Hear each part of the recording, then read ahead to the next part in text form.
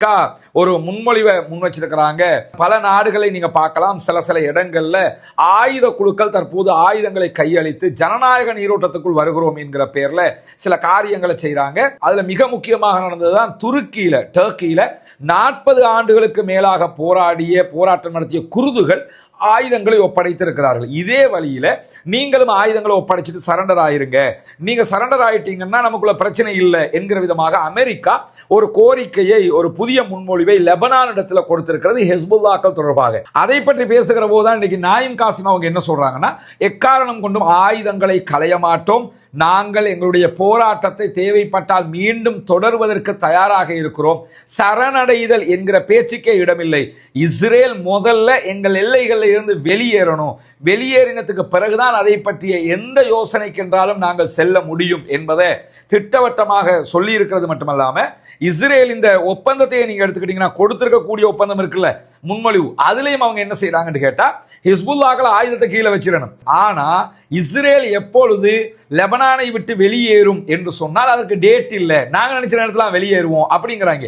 எனவேதான் இதை பற்றி எந்த விதமான பேச்சுவார்த்தைகளுக்கும் நாங்கள் தயார் இல்லை, ஆயுதங்களை கீழே வைக்க மாட்டோம், தேவை என்றால் இன்னும் ஒரு யுத்தத்திற்கு நாங்கள் வருவோம் என்று சொல்லி இன்றைக்கு ஹெஸ்புல்லாக்களுடைய தலைவர் நாயிம் காசிம் அவர்கள் பகிரங்கமாக விடுத்திருக்கக்கூடிய செய்திகள் வெளியாகி இருக்கக்கூடிய நேரத்தில் கடந்த 24 மணி நேரங்களுக்குள்ளாக இஸ்ரேலிய ஆக்கிரமிப்பு ராணுவத்தினுடைய அந்நியாய தாக்குதல்கள் காசாவினுடைய அப்பாவிகள் 130 சகோதரர்கள் கொல்லப்பட்டிருக்கிறார்கள், 495 பேர் படுகாயம் அடைந்திருக்கிறார்கள் என்கிற மிக மிக ஏற்றுக்கொள்ள முடியாத கவலையான செய்தி வெளியாகி இருக்கு. 495 பேர் காயப்பட்டு 24 மணி நேரத்துக்குள்ள 130 பேர் கொல்லப்படுவது என்பது எப்படி ஒரு மனிதாபிமானம் மிக்கவர்களால் ஏற்றுக்கொள்ள முடியுமான ஒரு செய்தியாக இருக்கும் என்று யோசிச்சு பாருங்க.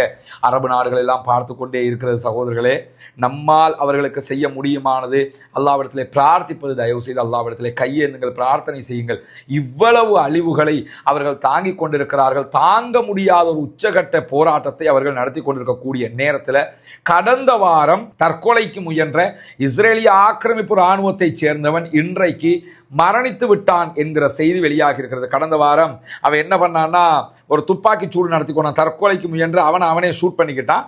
அவன் குற்றுயிரும் கொலையுருமாக ஹாஸ்பிட்டலில் இருந்த நேரத்தில் இன்னைக்கு அவன் மண்டையை போட்டான், செத்துட்டான்ங்கிற செய்தி வெளியாகி இருக்கிறது. இஸ்ரேலிய ஆக்கிரமிப்பு ராணுவத்தை சேர்ந்தவர்கள் யுத்தத்தில் அவர்களால் வெல்லவும் முடியவில்லை, போராடவும் முடியவில்லை என்கிற நேரத்தில் உளவியல் ரீதியாக சைக்காலஜிக்கலாக பாதிக்கப்பட்டு தற்கொலைக்கு முயன்று கொண்டிருக்கிறார்கள் என்கிற செய்திகளை இதில் இருந்து நம்ம புரிந்து கொள்ள முடிகிற அதே நேரத்தில் இன்றைக்கும் பாலஸ்தீன விடுதலை ராணுவம் சுஜாஇயா பகுதிகளில் 3 மெர்காவா டேங்குகளை அளித்திருக்கிறார்.